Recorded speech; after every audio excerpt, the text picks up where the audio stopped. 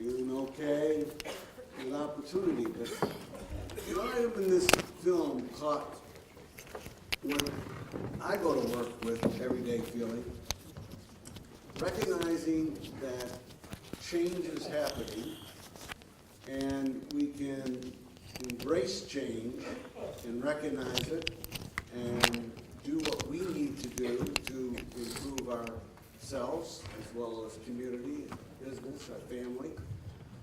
Or we can just fly the white flag and give up. I, for one, don't want to give up.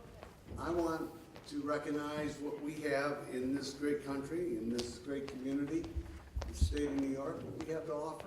And I'm very, very optimistic about it and feel good that we're here tonight to embrace this, to talk about the movie. And I was struck by the story of Elma and the welding company. I was raised in Western New York and know Elma very, very well. Besides commercial business, it's a great farming community. Lots of corn being grown in Elma. And you'll never guess what another product that is manufactured in Elma. Anybody ever play the kazoo as a child or even as an adult? Believe it or not, the kazoo is manufactured in Elma, New York. And you remember that well as a child.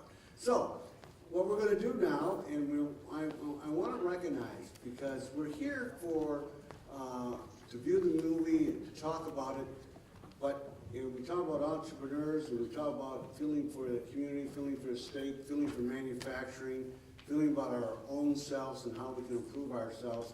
There was a gentleman that took the risk who said, you know, we got to bring this movie to Schenectady. We got to bring the movie to Schenectady. We got to talk about it because it's important that we embrace the opportunities that exist in our community.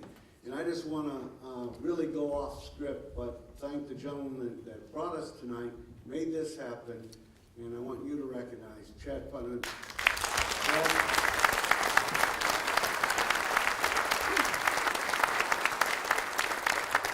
He's the deputy city clerk, correct, Chad? Of the city of Schenectady. And he has a lot of get up and go and a lot of passion for this community and passion to be successful as a community. So we're very, very pleased.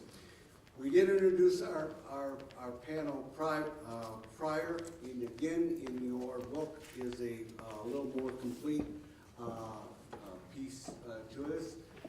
But let me, for opening's sake, want to call on our congressman for some comment and overview. And I encourage you, if you have some questions, and volunteers, Chad, are going to be going out. And if you have a question, you want to write it down on your card now, or even a thought, please do, and we'll try to include that into this conversation. But I thought we would lead with asking Congressman Tonko, who obviously as a congressman is not only looking over his constituents here in Schenectady and other areas of this great region in New York State, but as a congressman, obviously he's looking from a perspective of the entire United States of America. And he sat with you and watched this movie about manufacturing, all the ins and outs, the positives and negatives. I'm real interested, Congressman, in your overall feelings like mine. I don't know if they were all over the map, but how do you feel sitting here as our congressman here in Schenectady in the United States of America? A number of things come to mind watching the film. One is that we have within our system of government a tremendous opportunity to determine our destiny. And history speaks to us in very powerful terms. And if we just chart statistics, as were mentioned in this film, I think that we can see where the investment shrunk in proportion. And it's about investing in research, in workforce development, in education, in infrastructure. And for us to have moved into a situation where we allowed for special interests to take such a grip on policy development is really pushing the moral compass in the wrong direction. You can't help but draw from this film a bottom line interpretation that if you want businesses to do well in this country, give them customers. And you give them customers by empowering the masses of us, the middle income community. Purchasing power isn't there.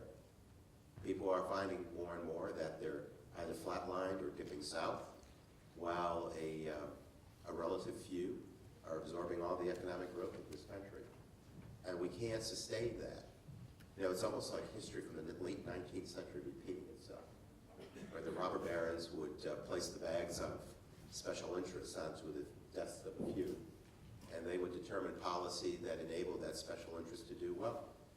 And at that point in our history, we saved capitalism from its excesses. And I think that this film tells us that we have not invested. Since about 79 or 80, we saw relief given to those most comfortable. And we've avoided investing appropriately. And while we cut programs and investments, we also saddled the costs of that government onto the bulk of the population, the middle class. And I think that has caused undue consequences in the process. I think Lee Shepard in the film really puts it together beautifully. I think she highlights it in very expert terms and in very straightforward talk. We know what we have to do, and we didn't do it. And complacency set in. And it's about workers, it's about the dignity of work, it's about investing in the workforce of the future. I started my day today at OTEC and was surrounded by a number of high school students who are coming up with phenomenal projects that are high-tech, clean energy, innovation related. And the investment we're making there in their high school college hookup, where they're earning college credits, it had business people from GE, Global Foundries, various spin-offs in the area that were impressed. They were overwhelmed with the intellect of this young adult community. They're worthy of our investment. Someone fed us the resources to dream the American dream. And how dare we tarnish that for the future generations? So I think it's all about investing in America. I found it very interesting that we opened with the ballpark scenario. Many of those owners sitting perched on the top of the economic ladder come to government and say, if you don't give us a lot of cash, we're moving.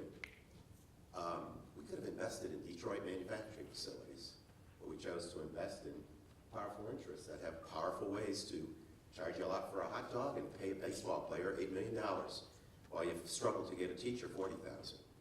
So it's all about our priorities. What do we want to do? And as a nation, have we been spoiled by excess and allowed it to happen when we, the masses, could make a difference?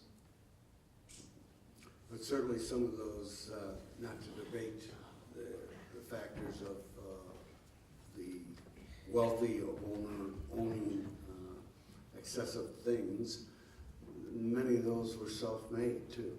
Those people invested their time in consumption. You can invest your time. No one is standing against capitalism and success. But when the excesses cause such a split and divide between the 1% gaining 95% of the post-recession recovery, that's unsustainable. And there was always a balance in this country. There was always a threshold. Yeah, you did really well and you scored on top, but there wasn't the huge discrepancy you see today, 30-1. I think that is sinful. And there should be better tax policy than what we have here.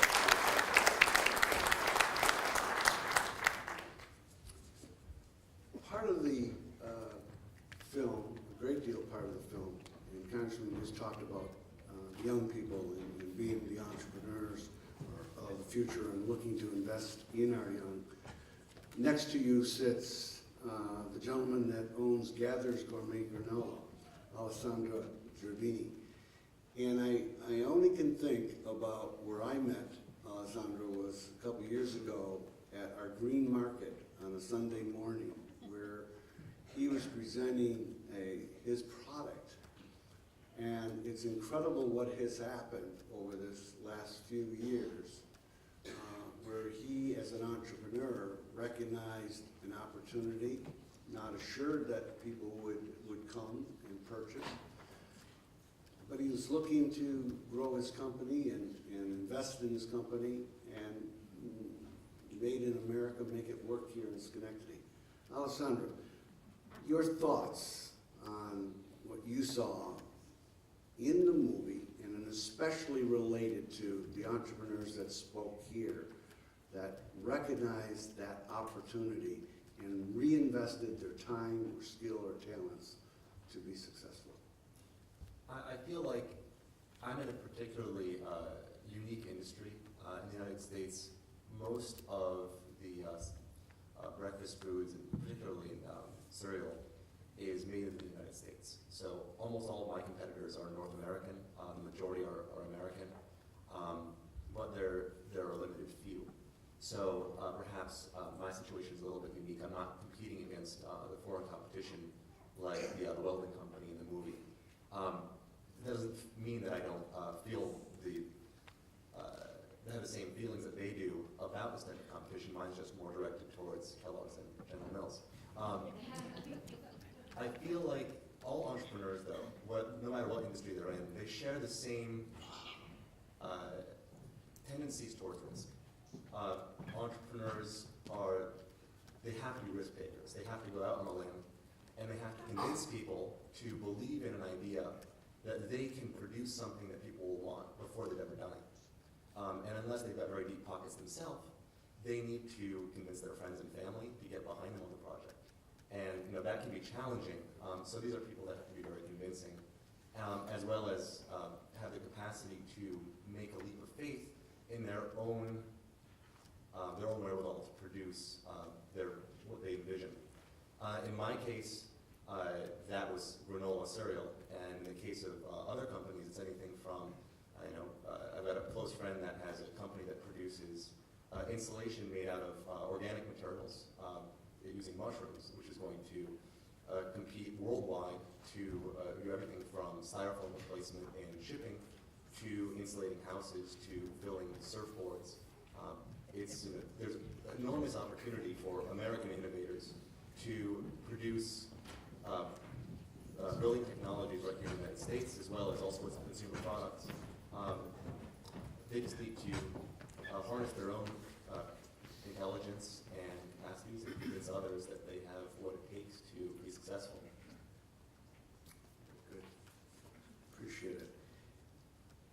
Moving over to Trudy Lerner, who is representing Superpower. You might drive down 890 and look either right to the left and see the facility with the big name Superpower. Interesting manufacturing here in Schenectady.